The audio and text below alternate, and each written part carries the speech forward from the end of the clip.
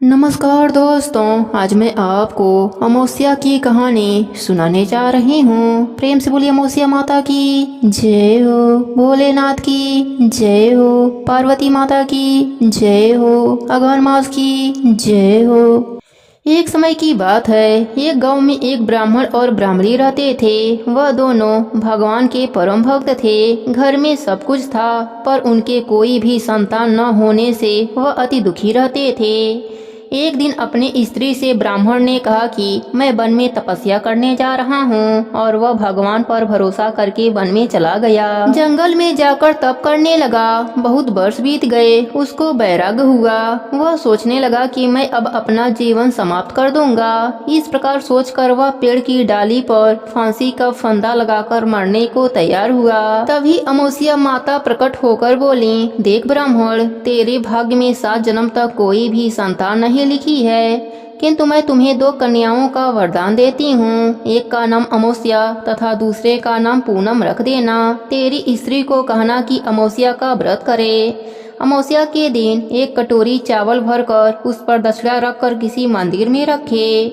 ऐसा 1 साल तक करना। एक कटोरी चावल सहित दान करते रहना।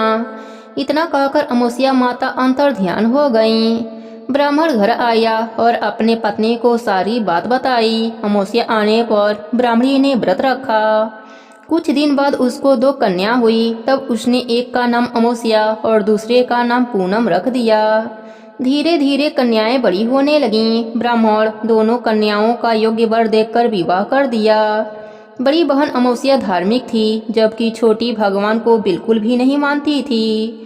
बड़ी के घर में तो सुख समृद्धि का भंडार भरा हुआ था, पर छोटी बहन पूनम के घर दुखों का पहाड़ था। जब बड़ी बहन अमावस को छोटी के बारे में सब कुछ मालूम हुआ कि उसकी बहन दुखी है, तब अमावस्या गाड़ी भरकर सामान ले गई और छोटी बहन से कहा, बहन पूनम, तुम भी अमावस्या का व्रत करो और पूजा करके उपवास करो, जिससे तुम्हारे घर में सुख समृद्धि का भंडार भरेगा। 1 साल तक चावल का कटोरा भरकर दक्षिणा रखकर दान करती रहना।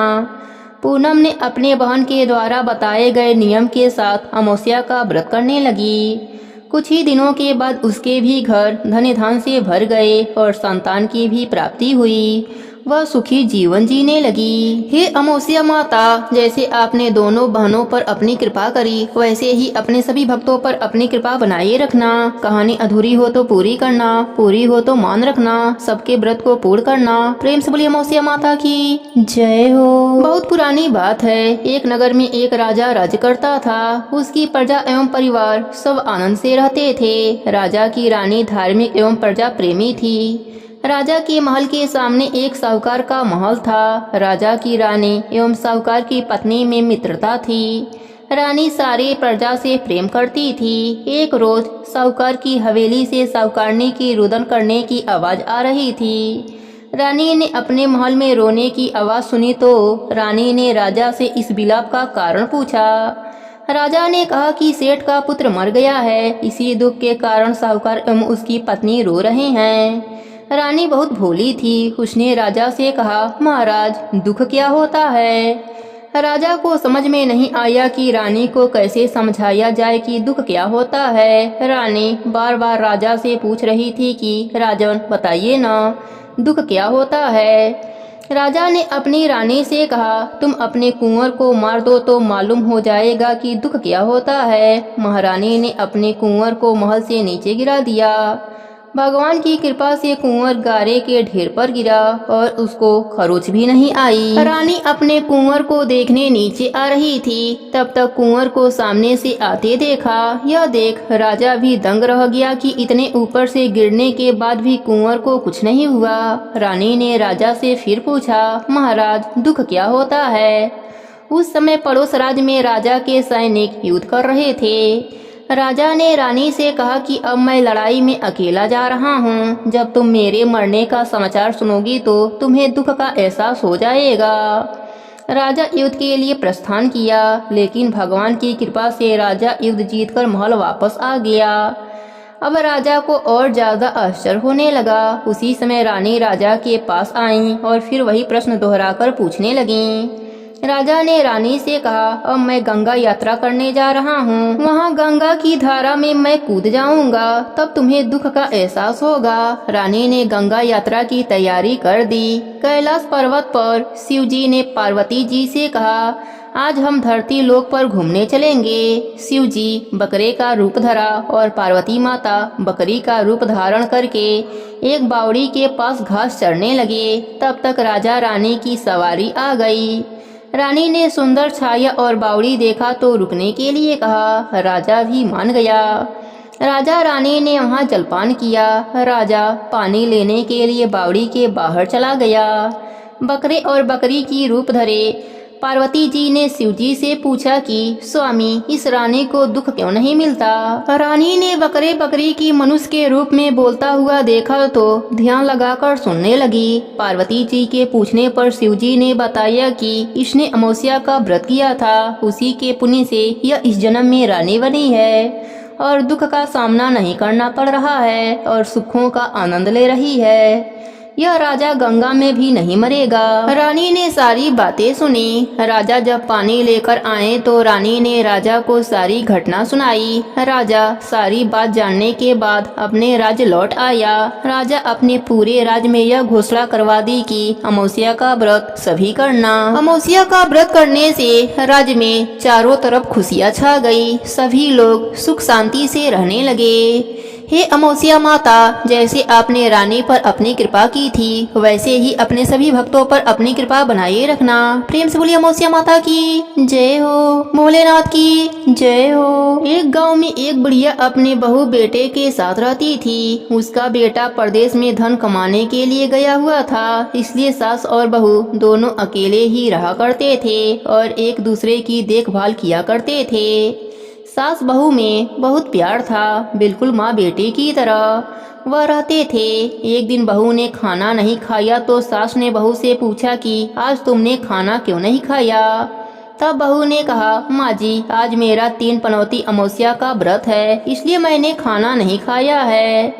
तब सासू माँ ने कहा, बहू, यह कैसा व्रत होता है और यह व्रत करने से क्या फल मिलता है, मुझे भी जरा बताओ। तब बहू ने कहा, माँ जी, 3 पनौती अमावस्या का व्रत करने से बहुत पुण्य मिलता है। घर में अन्न धन बना रहता है, सुख शांति रहती है और अटल सुहाग मिलता है, पुत्र की प्राप्ति होती है। इस व्रत में प्रत्येक वर्ष अलग अलग खाना खाया जाता है। विष्णु भगवान के मंदिर में चढ़ावा चढ़ाया जाता है या फिर ब्राह्मण को दान दिया जाता है। इस व्रत में पहले साल शक्कर, घी और चावल से खाना खाया जाता है। पहले साल व्रत पूर्ण होने के बाद 1.25 किलो चावल और 1 कटोरी घी और 1 कटोरी शक्कर दान में किसी ब्राह्मण को दिया जाता है। दूसरे साल जौ, घी और शक्कर से बना खाना खाया जाता है। जब दूसरे साल व्रत पूर्ण हो जाता है तो 1.25 किलो जौ, 1 कटोरी घी तथा 1 कटोरी शक्कर किसी मंदिर में चढ़ाया जाता है या किसी ब्राह्मण को दान दिया जाता है।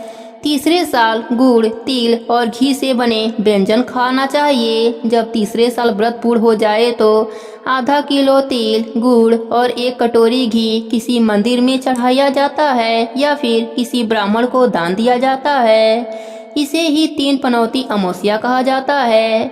फिर बहू ने कहा कि इस व्रत का अगर संकल्प लेते हैं तो इसे पूरा करना जरूरी होता है। अगर पूरा नहीं कर सकते तो सास बहू में झगड़ा और घर में अशांति छाई रहती है। तब सास ने बहू से कहा कि बेटी, मेरी तो उम्र हो गई है, लेकिन तुम यह व्रत करो। तब बहू यह व्रत आरंभ कर देती है। लेकिन एक दिन बहू ने किसी के कहने पर गेहूं से बनी रोटी खा लेती है।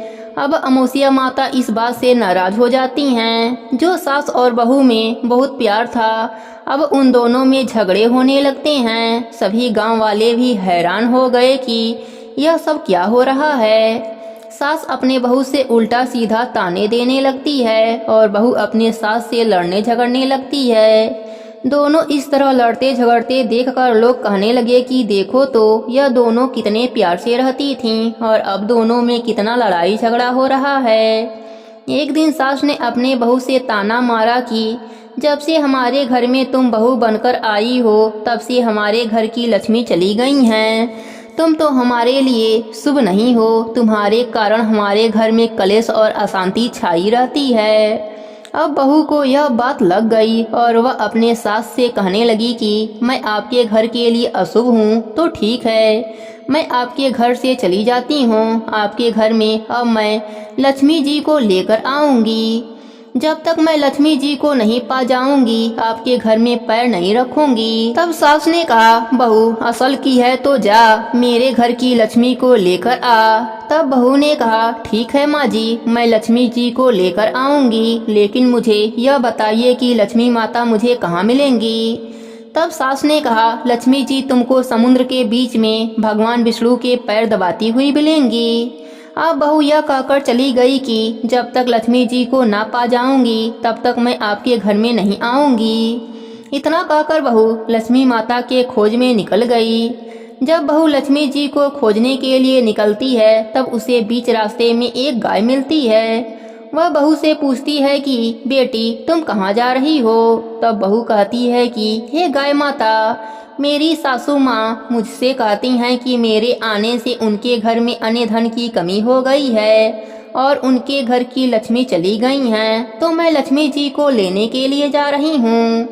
तब गाय माता कहती हैं, बेटी अगर तू जा रही है तो भगवान से मेरे बारे में भी पूछ लेना। तब बहू कहती है, ठीक है गाय माता, बताओ मैं आपके बारे में क्या पूछूंगी। तब गाय माता कहती हैं, बेटी मेरा जब भी बछड़ा होता है वह मर जाता है, जिंदा नहीं रहता। तू भगवान से पूछ लेना कि मेरे साथ ऐसा क्यों होता है। मैंने ऐसा कौन सा कर्म किया है जो मेरे साथ मेरे संतान नहीं रहती। बहू बोली, ठीक है गाय माता, मैं आपके बारे में जरूर पूछ लूँगी। यह कहकर आगे चल देती है। आगे चलते चलते बहू को एक घोड़ी मिलती है जिसके गले में घंटी बंधी होती है। घोड़ी ने भी कहा कि बेटी तुम कहाँ जा रही हो। तब बहू घोड़ी से कहती है कि मेरी सास मुझे अशुभ कहती हैं, मेरे आने से उनके घर की लक्ष्मी जी चली गई हैं, मैं लक्ष्मी माता को ढूंढने के लिए जा रही हूँ। तब घोड़ी कहती है कि बेटी मेरे दुख का कारण भी भगवान से पूछ लेना। तब बहू ने कहा, जरूर पूछ लूँगी, पर बताओ तो सही कि तुम्हें क्या दुख है। तब वह घोड़ी कहती है, मेरे गले में यह पट्टा बंधा हुआ है, मैं इससे बहुत दुखी हूँ। बहू कहती है, ठीक है मैं पूछ लूँगी। बहू आगे चल देती है। आगे जाने पर बहू को एक अंधा बहरा बुजुर्ग मिलता है। वह भी बहू से अपनी समस्या भगवान से पूछने के लिए कहता है। तब बहू उसकी समस्या भी भगवान से पूछने के लिए कहकर आगे चली जाती है। आगे चलते चलते बहू को एक बूढ़ी औरत मिलती है जो हाथ और पैर से अपाहिज होती है। वह भी बहू से कहती है कि बेटी तुम कहाँ जा रही हो। तब बहू कहती है कि मेरी सास मुझे अशुभ कहती हैं, मेरे आने से उनके घर की लक्ष्मी जी रूठ कर चली गई हैं, इसलिए मैं लक्ष्मी जी को लेने के लिए जा रही हूँ। तब वह अपाहिज भी उससे कहती है कि बेटी अगर तुम्हें भगवान मिले तो मेरी समस्या का भी समाधान पूछ लेना। बहू कहती है, ठीक है माँ जी। इतना कहकर वह आगे चल देती है। अब चलते चलते बहू बहुत थक जाती है और एक आम के पेड़ के नीचे बैठ जाती है। वह आम का पेड़ खुश होकर बहू से पूछता है कि बेटी तुम कहाँ से आ रही हो और कहाँ जा रही हो। तब बहू कहती है, वह लक्ष्मी माता को खोजने के लिए जा रही है। तब पेड़ भी अपनी समस्या भगवान से पूछने के लिए विनती करता है। कहता है, बेटी मेरे पेड़ पर लगे आम खट्टे क्यों रहते हैं, इस बारे में भगवान से जरूर पूछ लेना। तब बहू उसकी भी समस्या लेकर आगे चल देती है। अब आगे बहू को एक नदी मिलती है। वह नदी बहू से कहती है कि बेटी तुम मेरी भी समस्या भगवान से पूछ लेना कि मेरी तलाई का पानी इतना मैला क्यों रहता है, कोई भी इसे नहीं पीता है। तब बहू कहती है, जरूर पूछ लूँगी। इतना कहकर आगे बढ़ जाती है। बहुत दिन जंगल में चल चल कर बहुत थक जाती है। अब बहू को भूख प्यास लग जाती है, लेकिन बहू को खाने के लिए कुछ नहीं मिलता। अब वह इतनी थक जाती है और भूख के कारण बेहाल हो जाती है और वहीं जंगल में बेहोश होकर गिर जाती है। उसी समय विष्णु भगवान लक्ष्मी जी के साथ वहां से गुजर रहे होते हैं।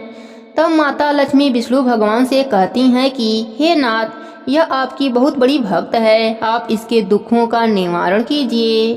तब भगवान विष्णु कहते हैं कि इस संसार में बहुत जीव दुखी हैं, सभी को अपने अपने कर्मों का फल भोगना पड़ता है। वह किस कर्म का फल भोग रहे हैं, किन किन के दुख का निवारण करूं? तब माता लक्ष्मी ने विष्णु भगवान से विनती की और कहा, वह भूखी प्यासी है और इसे ऐसे ही यहाँ छोड़ दिया तो जंगली जानवर इसका शिकार बना लेंगे। लक्ष्मी माता की बात सुनकर विष्णु भगवान एक साधु का भेष धारण करके आते हैं और बहू के पास पहुंच जाते हैं और होश में लाते हैं। जब बहू होश में आती है तो साधु के भेष में भगवान उससे पूछते हैं कि वह यहाँ क्यों आई है और कहाँ जा रही है। तब बहू पूरी बात बताती है। उसकी सास उसे अशुभ कहती हैं और उसके कारण उसके सारे घर की लक्ष्मी चली गई हैं, इसलिए वह लक्ष्मी माता को खोजने निकली है। उसकी बात सुनकर विष्णु भगवान और लक्ष्मी माता प्रकट होते हैं और उनके साथ अमावस्या माता भी प्रकट होती हैं। बहू उनके चरणों में गिरकर वंदना करने लगती है और बार बार नमस्कार करती है और उनके चरणों में गिरकर धन्यवाद देती है कि हे प्रभु, आपने मुझे साक्षात दर्शन दिए। अमावस्या माता बहू से कहती हैं कि बेटी, तूने मेरे व्रत को खंडित कर दिया है, इसी की सजा तुम्हें मिल रही है, लेकिन अब मैं तुम्हें माफ करती हूँ। अब तुम घर चली जाओ, तुम्हारा घर अन्य धन से संपन्न होगा, तुम्हारा घर सुंदर महल में बदल जाएगा और तुम्हारी सभी मनोकामनाएं पूर्ण हो जाएंगी। इस पर बहू कहती है, मुझे रास्ते में गाय मिली थी, उसको यह समस्या है, यह कैसे दूर होगा, उसका दुख भी दूर करो। तब भगवान विष्णु कहते हैं, जो गाय मिली थी तुमको, जिसका बछड़ा नहीं है, उस गाय ने कभी अपना दूध किसी को नहीं पिलाया, इसी वजह से उसका बछड़ा जिंदा नहीं रहता है। अगर तुम उसका दूध पी लो तो उसके बछड़े जिंदा रहने लगेंगे। तब बहू घोड़ी के बारे में पूछती है कि उसको यह दुख है। तब विष्णु भगवान कहते हैं कि घोड़ी पिछले जन्म में आटा पीसने वाली महिला थी, वह किसी को आटा पीसकर नहीं देती थी, इसलिए उसके गले में चक्की के पाटे बंधे हुए हैं। तुम उसके पाट को खोल देना, वह बिल्कुल ठीक हो जाएगी। तब बहू बुजुर्ग महिला के बारे में भगवान से पूछती है। तब भगवान कहते हैं, वह बुजुर्ग कभी भी भगवान के मंदिर में नहीं गई और ना कभी उसने भगवान का भजन सुना। तुम उसको मंदिर ले जाना और भगवान के दर्शन करवा देना, वह ठीक हो जाएगी। तब बहू बुजुर्ग महिला के बारे में भी पूछती है और ठीक होने का उपाय पूछती है। तब भगवान विष्णु कहते हैं कि जो बुजुर्ग महिला है उसने कभी भी अपनी जवानी में कोई दान पुण्य नहीं किया, इसलिए उसे यह सजा मिली है। तुम उसके हाथ से दान करवा देना, उसकी विकलांगता दूर हो जाएगी। फिर बहू आम के पेड़ के बारे में विष्णु भगवान से पूछती है तो विष्णु भगवान जी कहते हैं कि उस आम के पेड़ ने कभी किसी बच्चे को अपना आम नहीं खाने को दिया, इसलिए उसके सभी आम खट्टे रहते हैं। तुम उस पेड़ का आम खा लेना, फिर उस पेड़ पर मीठे फल आने लगेंगे। फिर बहू नदी के पानी के बारे में विष्णु भगवान से पूछती है। तब विष्णु भगवान कहते हैं कि जो नदी है और तलहटी है नदी की, वह पिछले जन्म में देवरानी और जेठानी थीं। वह हमेशा झगड़ती रहती थीं, इसलिए उसका पानी मैला रहता है। तुम उसका पानी पी लेना तो उसका पानी शुद्ध हो जाएगा। बहू ने भगवान विष्णु, लक्ष्मी माता और अमावस्या माता को प्रणाम किया और अपने घर की तरफ चल पड़ी। रास्ते में जो जो मिलता उनको सभी उपाय बताती जाती। सभी उसे आशीर्वाद देते थे और घर जाते ही उसका घर एक सुंदर महल में परिवर्तित हो जाता है तथा घर में अन्य धन का भंडार भर जाता है। अब बहू सास से कहती है कि सासू माँ, आपने सच ही कहा था, मैं आपके लिए अशुभ हूँ। मेरे जाने के बाद ही आपके घर लक्ष्मी जी आई हैं। अब आप यहाँ पर आराम से रहो और मैं मरने के लिए जा रही हूँ। तब सासू माँ कहती हैं, बेटी, यह सब तो तुम्हारे 3 पनौती अमावस्या के व्रत का फल है जो हमें मिला है। तुम यहाँ पर ही रहोगी, कहीं नहीं जाओगी। तुम तो मेरे घर की गृह लक्ष्मी हो, तुम्हारे कारण ही तो यह सब वैभव हमें मिला है। अब सास बहू दोनों मिलकर खुशी से रहने लगती हैं। बहू अपनी गलती के लिए अपने सास से क्षमा मांगती है कि यह सब अमावस्या माता के नाराज होने के कारण हो रहा था। सास भी बहू की बातों को समझती है और एक दूसरे को माफ करके खुशी खुशी से रहने लगते हैं। अब उनका बेटा भी परदेश से लौट आया और घर में यह सब वैभव देखकर उसे अपनी आंखों पर विश्वास नहीं हुआ, क्योंकि वह तो इसी दरिद्रता को दूर करने के लिए परदेश में पड़ा हुआ था कि वहां पर रहेगा तो कुछ कमाई करेगा। तब उसकी माँ उसको सारी बातें बताती हैं, कैसे 3 पनौती अमावस्या व्रत करने से तेरी पत्नी को यह वैभव प्राप्त हुआ है। यह सब व्रत के प्रभाव से है, जिसके वजह से लक्ष्मी माता की कृपा हमारे ऊपर हुई है। 3 पनौती व्रत करने से सारे दुख दूर हो जाते हैं। इस तरह वह लोग खुशी खुशी से रहने लगे।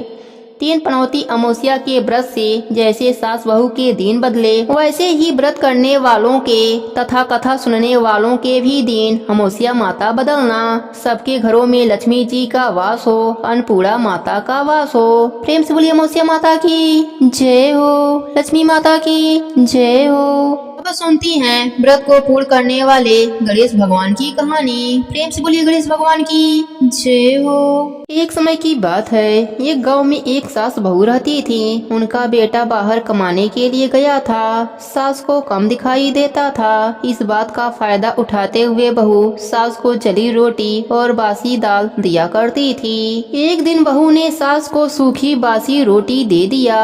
सास ने कहा, बहू यह रोटी मुझसे खाई नहीं जा रही है, थोड़ी सी दाल भी दे दो।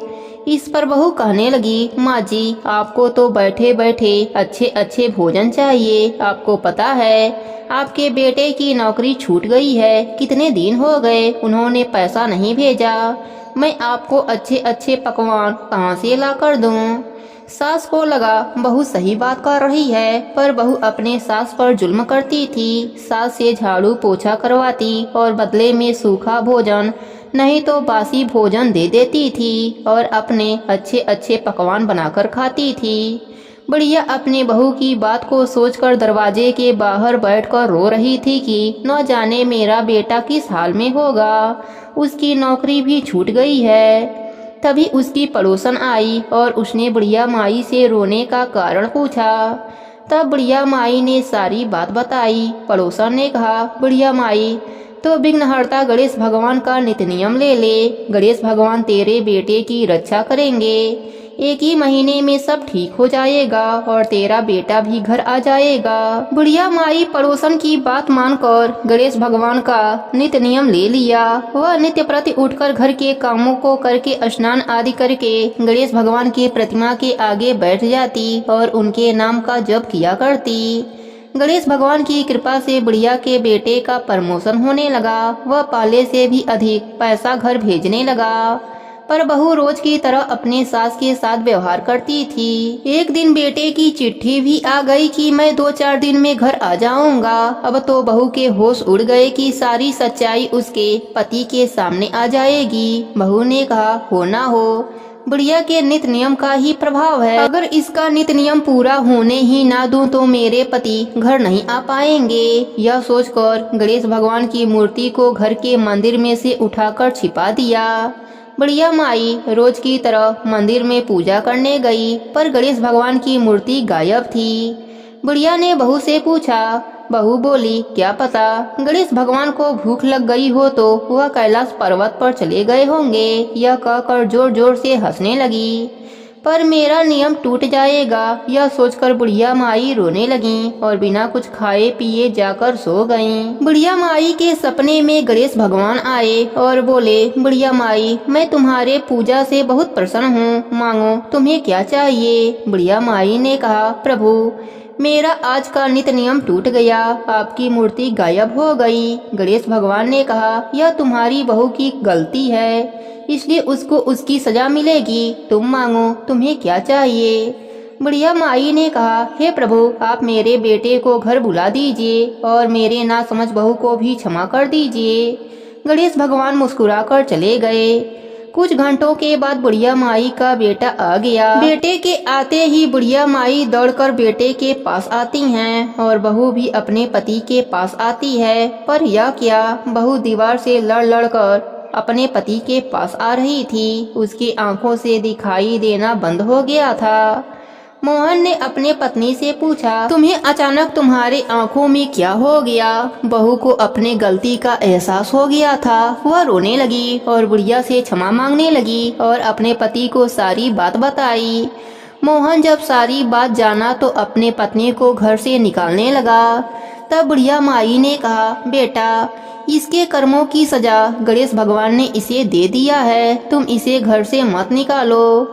बुढ़िया ने अपने बहू से कहा, बहू, विघ्नहर्ता गणेश भगवान सबकी सुनते हैं, तुम भी गणेश भगवान का नित्य नियम ले लो और उनसे माफी मांग लो। बहू रोते हुए गणेश भगवान की मूर्ति को मंदिर में लाकर रखा और माफी मांगने लगी। वह रोज नित्य नियम से गणेश भगवान की पूजा पाठ करने लगी और अच्छे से रहने लगी।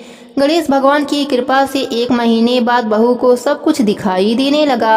अब सास बहू गणेश भगवान की जयकारा लगाने लगे और दोनों जन मिलकर गणेश भगवान का नित्य नियम निभाने लगे। गणेश भगवान की कृपा से बुढ़िया का घर अन्न धन नाती पोतों से भर गया।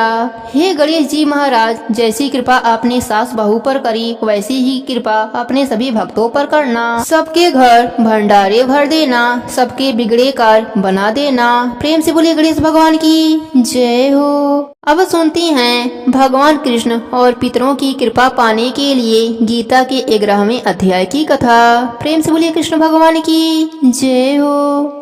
भगवान श्री कृष्ण से अर्जुन ने प्रार्थना करते हुए कहा, हे भगवंत, आपने अपनी माया का जो गुप्त भेद मुझे बताया है, अध्यात्म का विवेचन किया है, उससे मेरा मोह और अज्ञान समाप्त हो गया है। हे प्रभु, सृष्टि में प्राणियों की उत्पत्ति, संहार और आपके नाश रहित स्वरूप की गुण कीर्ति आपके मुखराबिंद से सुनी है। हे कमल नयन, आप मुझे अपने विराट स्वरूप का दर्शन कराएं। आपके उस ज्ञानमय, ऐश्वर्ययुक्त, बलशाली तथा तेजस्वी स्वरूप का मैं दर्शनाभिलाषी हूँ। यदि ऐसे विराट स्वरूप का दर्शन करने में आप मुझे असमर्थ समझते हैं तो अपने अविनाशी आत्मस्वरूप का ही मुझे दर्शन कराइए।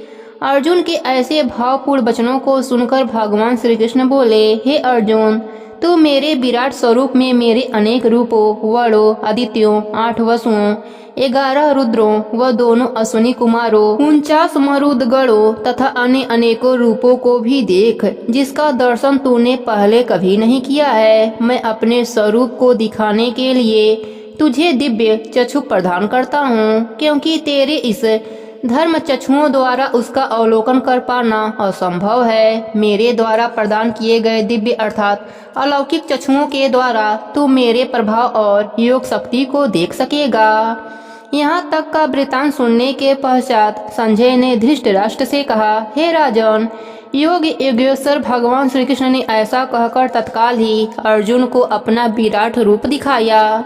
अनेक मुख और नेत्रों से युक्त तथा अद्भुत दर्शनों वाले बहुत से दिव्य आभूषणों से अलंकृत, दिव्य शस्त्रों को हाथ में उठाए, दिव्य माला और शस्त्रों को धारण किए हुए, दिव्य गंध का अनुलेपन किए हुए एवं सभी प्रकार के आश्चर्यों से युक्त सीमा रहित उस विराट रूप को सब्यसाची अर्जुन ने देखा। हे राजन, आकाश में 1000 सूर्यों के एक साथ उदय होने से जो प्रकाश उत्पन्न होगा वह भी उस विश्व रूप परमात्मा के प्रकाश के समान नहीं हो सकेगा। पांडु पुत्र अर्जुन ने उस समय अनेक प्रकार से विभक्त अर्थात पृथक पृथक हुए संपूर्ण जगत को आश्चर्यचकित होकर भगवान श्री कृष्ण के शरीर में एक जगह स्थिर देखा। उसके पश्चात अर्जुन का रोम रोम हर्ष एवं प्रफुल्लित से भर उठा। वह उस विश्वरूप परमात्मा को श्रद्धा भक्ति सहित नतमस्तक होकर हाथ जोड़कर बोला, हे परमेश्वर, आपके शरीर में संपूर्ण देवों तथा अनेक भूतों के समुदायों को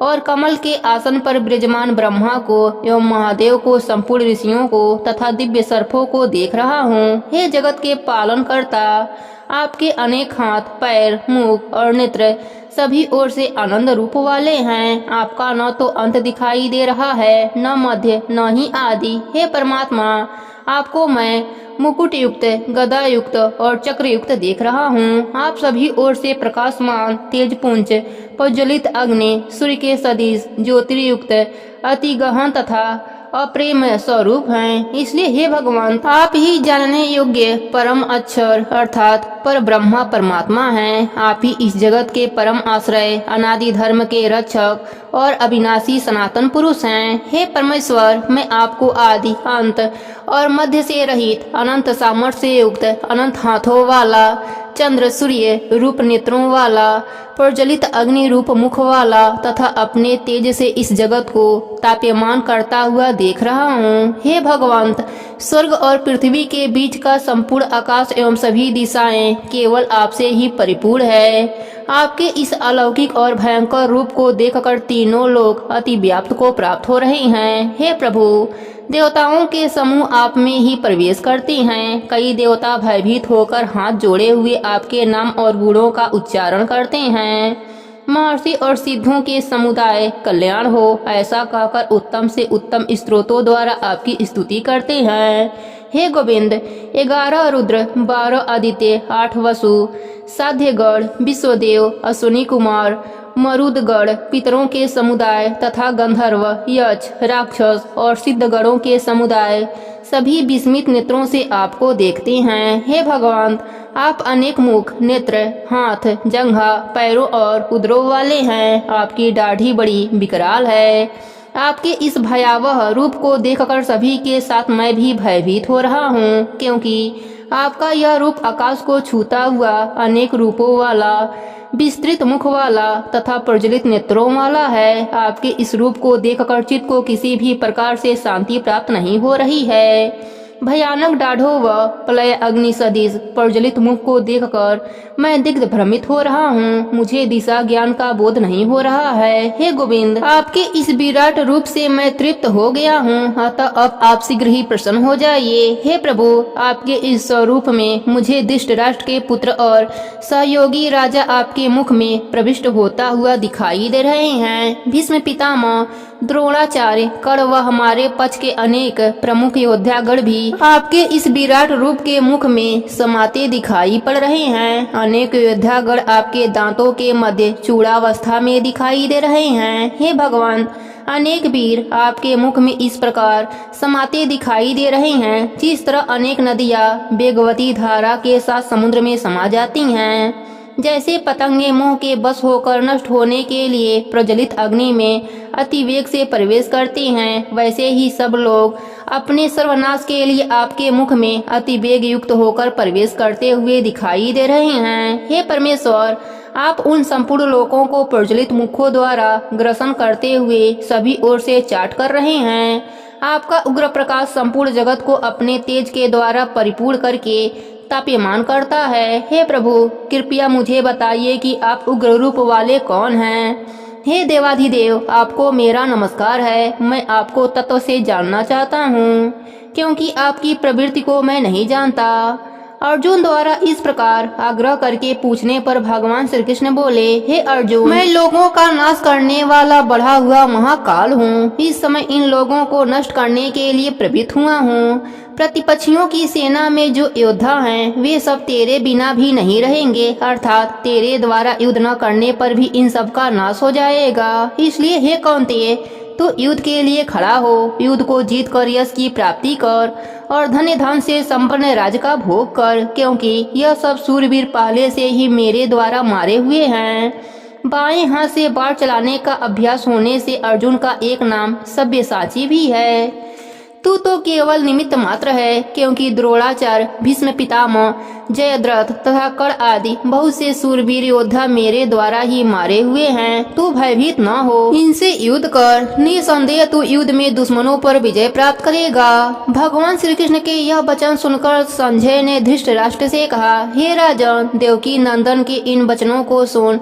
मुकुटधारी अर्जुन हाथ जोड़कर प्रणाम करके उनके प्रति गदगद वाणी से इस प्रकार बोला, हे भगवान, यह योग ही है जो आपके नाम और प्रभाव के कीर्तन से जगत अति आनंदमयी होता है तथा अनुराग को भी प्राप्त होता है। भयभीत हुए राक्षस लोग दिशाओं में भागते हैं और सिद्धि गणों के समुदाय नमस्कार करते हैं। जब आप ही आदि कारक हैं, तब देवता भी आपकी वंदना क्यों नहीं करेंगे। हे परम प्रभु, सत्य असत्य और इन दोनों से भी पृथक जो सच्चिदानंदन ब्रह्म है, वह आप ही तो कहलाने योग्य हैं। हे जगदीश्वर, आप ही आदिदेव, सदा विद्यमान रहने वाले सनातन पुरुष हैं। आप ही सृष्टि के अंतिम आश्रय, सृष्टि के भेद जानने वाले चिंतनीय और परम पद स्वरूप हैं। हे अंतर्यामी, यह सृष्टि आप ही से पूजित है। आप ही यम, वायु, वरुण, अग्नि, चंद्रमा एवं प्रजापति ब्रह्मा को उत्पन्न करने वाले हैं। हे दीनानाथ, आपको बारंबार नमस्कार है, नमस्कार है। हे अनंत शक्ति के संपन्न स्वामी, आपको सभी ओर से नमस्कार है, क्योंकि आप ही सर्वस्व हैं। हे भगवान, अब आप तक मैं आपकी महिमा से अनभिज्ञ था, मित्रता भाव से। हे सखा, हे कृष्ण, हे यादव के जो संबोधन से मैंने आहत आपको दिया है, तथा बिहार, सैया, आसन, भोजन आदि में अनेक अथवा सखाओं के सामने आप मेरे द्वारा परिहास रूप में अपमानित किए गए हैं, उन सब अपराधों के लिए मैं आपसे क्षमा याचना करता हूँ। हे देवाधिदेव, आप इस चराचर जगत के पिता और गुरु से भी बड़े गुरु एवं अति पूजनीय हैं। हे प्रभु, मैं अपने शरीर को अच्छी प्रकार आपके चरणों में रखकर और प्रणाम करके आप ईश्वर को प्रसन्न करने के लिए प्रार्थना करता हूँ। हे परमेश्वर, पिता जैसे पुत्र के, सखा जैसे सखा के और पति जैसे अपनी प्रिय स्त्री के अपराधों को क्षमा कर देता है, वैसे ही आप मेरे भी अपराध क्षमा कर दीजिए। हे गोविंद, मैंने आपका ऐसा विश्वरूप पहले कभी नहीं देखा था, इसलिए मुझे आश्चर्य हो रहा है। आपके इस रूप का दर्शन करके मन तो पुलकित हो उठा है, लेकिन मैं भयभीत हो रहा हूँ। अतः हे पुरुषोत्तम, आप प्रसन्न होकर मुझे अपने चतुर्भुज रूप का दर्शन कराएं। हे जगतपति, अब आप प्रसन्न हो जाइए। हे देवेश, मैं वैसे भी आपको मुकुट धारण किए हुए तथा गदा और चक्र हाथ में लिए हुए देखना चाहता हूँ, इसलिए हे सहस्त्रबाहो, आप मात्र एक बार अपने चतुर्भुज रूप का दर्शन देकर मुझे कृत करें, मैं आपसे करबद्ध प्रार्थना करता हूँ। इस पर भगवान श्री कृष्ण बोले, हे अर्जुन, मेरे जिस विराट रूप का तूने दर्शन किया है, वह देवताओं को भी सहज सुलभ नहीं है। मेरे इस रूप का दर्शन पाने के लिए बड़े बड़े ऋषि मुनि एवं घोर तपस्वी भी अभिलाषित रहते हैं, लेकिन मैंने उन्हें कभी अपने इस रूप का दर्शन नहीं कराया। तू मेरा परम प्रिय है, अतः मैंने तुझे इस रूप के दर्शन कराए हैं। हे कुंती पुत्र अर्जुन, सृष्टि में जो प्राणी जप, तप, यज्ञ, कर्म एवं दान आदि करते हैं, उन्हें भी इस रूप का दर्शन दुर्लभ है। मेरे इस विशाल रूप को देखकर तू व्यग्र न हो, अपने अंदर उत्पन्न भय को दूर कर।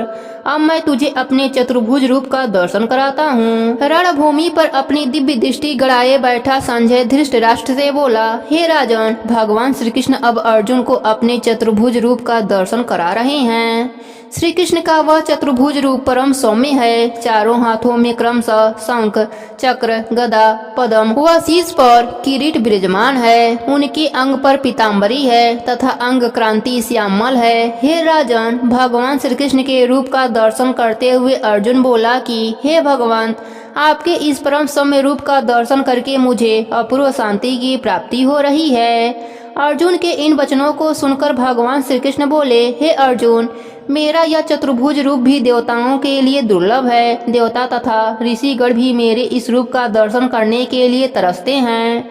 मेरे इस रूप का दर्शन जप, तप, वेदा अध्याय, दान तथा यज्ञ आदि कर्म करने से भी नहीं होता। हे धनंजय, मेरे इस रूप का दर्शन वही कर पाता है जो मुझे तत्व रूप से जान जाता है तथा एकांत भाव से मेरी भक्ति करते हुए मुझ में लीन रहता है। हे अर्जुन, जो प्राणी जप, तप, यज्ञ, दान आदि कोई भी कर्म करता है, वह मुझे ही समर्पित कर देता है। जो मेरे प्रति समर्पण की भावना रखता है, मेरे ही नाम, गुण, तत्व आदि का श्रवण करता है, ध्यान व आसक्ति रहित भाव से नित्य निरंतर मेरा ही होकर रहता है, सांसारिक वस्तुओं की मोह माया से दूर रहता है और जो किसी के साथ द्वेष भाव नहीं रखता, ऐसा ही भक्त मुझे प्राप्त होता है। यहीं पर 11वें अध्याय की कथा समाप्त होती है। प्रेम से बोलिए कृष्ण भगवान की जय हो। अब सुनते हैं 11वें अध्याय का महात्म्य। भगवान विष्णु ने कहा, हे लक्ष्मी, इस अध्याय के महात्म से संबंधित अनेक कथाएं हैं जिनमें मेरे विराट स्वरूप की झांकी प्रस्तुत की गई है। इस संदर्भ में मैं तुझे एक कथा सुनाता हूँ।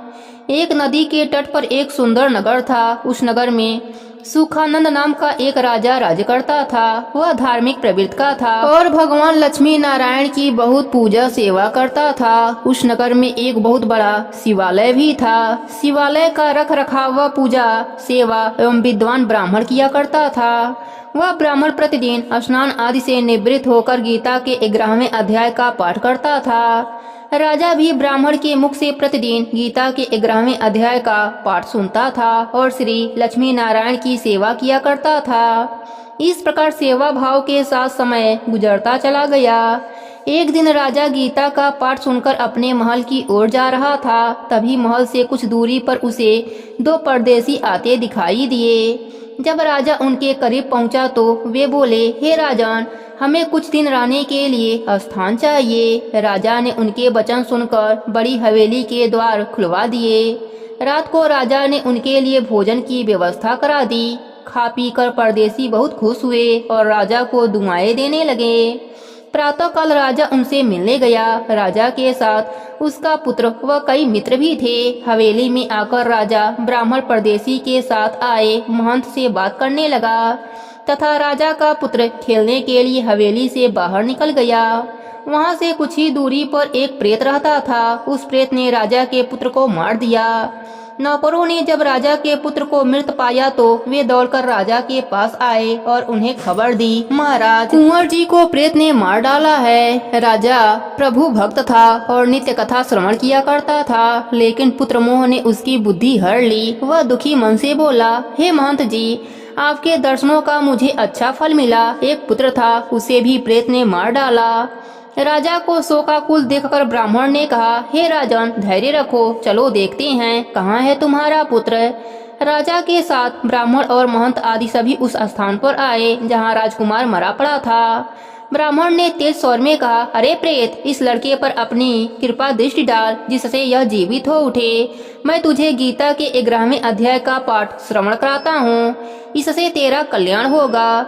इससे पूर्व जिन लोगों को तूने मारा है उनका भी उद्धार होगा। पहले तू अपने पूर्व जन्म की बात बता कि तू कैसे प्रेत योनि में आया, फिर मैं तेरा उद्धार करूंगा।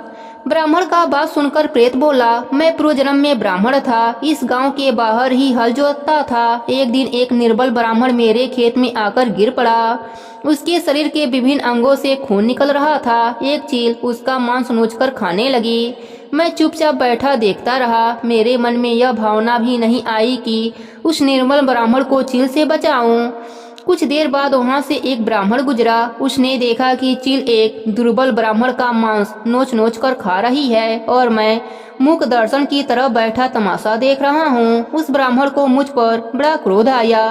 वह चीखते हुए बोला, ओ हलधर किसान ब्राह्मण, तूने यज्ञोपवीत धारण कर रखा है, लेकिन कर्म तेरी किसी चंडाल से कम नहीं है। अरे और निर्दयी पापी ब्राह्मण, तेरे खेत में एक चील ब्राह्मण का मांस नोच नोच कर खा रही है और तू हट्ठा खट्ठा होकर भी इस दुर्बल ब्राह्मण को बचाने की कोई चेष्टा नहीं कर रहा है। क्या तू अंधा है? अरे नीच, तू तो पापी है, बहुत बड़ा पापी। वह तीनों अपकर्मी नरक में जाते हैं। जो अपनी आंखों के सामने किसी को लूटता हुआ देखें वहां से भाग जाएं, जो रोगी का हाल पूछने न जाएं और जो किसी पर चढ़े भूत को उतारना जानते हो और न उतारें, जो सभी प्राणियों अथवा जीवों की सहायता और उन पर दया करता है, उसे अश्वमेध यज्ञ का फल प्राप्त होता है। हे ब्राह्मण, तू मेरे श्राप से प्रेत योनि में जाएगा। मैंने उस ब्राह्मण के चरण पकड़कर पूछा, मेरा उद्धार कैसे होगा? ब्राह्मण देवता, तब ब्राह्मण ने कहा, जब तुझे कोई गीता के 11वें अध्याय का पाठ सुनाएगा तभी तेरा उद्धार होगा। प्रेत की कथा सुनकर ब्राह्मण ने राजा की ओर देखा। राजा ने कहा, हे ब्राह्मण देव, इसका उद्धार कीजिए ताकि यह मेरे पुत्र को जीवित करे। राजा की बात सुनकर ब्राह्मण ने गीता के 11वें अध्याय का पाठ किया और प्रेत पर जल छिड़का। प्रेत तुरंत प्रेत योनि से मुक्त होकर देवदेही को प्राप्त हुआ। इसके साथ ही उसने जितने भी जीव खाए थे उनका भी उद्धार हो गया। राजा का पुत्र भी चतुर्भुज रूप धारण करके उठ खड़ा हुआ। स्वर्ग से विमान आने पर प्रेत बोला, हे राजन, अपने पुत्र से मिल ले। तब राजा अपने पुत्र से मिलने लगा। तभी प्रेत फिर बोला, हे राजन, जिसके कुल में एक वैष्णव हो उसके कई कुलों का उद्धार होता है और तू बड़ा वैष्णव है। तब राजा ने पुत्र मोह के कारण पुत्र से कहा, हे पुत्र, मैं कितना भाग्यशाली हूँ जो मैंने तुझे खोकर भी पा लिया। पुत्र बोला, तू पुत्र किसे कहता है? मैं कई बार तेरा पुत्र हुआ, कई बार तेरा पिता। यह प्रेत धन्य है जिसने मुझे मारा और मैं गीता के 11वें पाठ का श्रवण करके मोक्ष को प्राप्त हुआ। राजा ने दुखी मन से कहा, पुत्र, मेरे घर में तू ही एक पुत्र था, अब मेरी गति कौन कराएगा? पुत्र ने कहा, हे राजन, जिस कुल में एक वैष्णव हो उसका उद्धार होता है, तू चिंता न कर। अब मैं नारायण के परायण हुआ हूँ। जब मैं नारायण के दर्शन करूँगा तब तेरे 21 कुलों का उद्धार होगा। यह कहकर राजा का पुत्र और देवदेही पाया प्रेत विमान पर सवार होकर बैकुंठ को चले गए। ब्राह्मण ने राजा को गीता के 11वें अध्याय का पाठ सुनाया और उससे कहा, मोह माया को त्याग कर गीता के 11वें अध्याय का पाठ करें तथा तुलसी में नित्य जल चढ़ाएं। यह कहकर महंत तथा ब्राह्मण चले गए। राजा भी बैकुंठ धाम को प्राप्त हुआ। भगवान विष्णु ने कहा, हे लक्ष्मी, यह गीता के 11वें अध्याय का महात्म्य है जिसकी कथा का अभी तूने श्रवण किया। प्रेम से बोली विष्णु भगवान की जय हो, लक्ष्मी माता की जय हो।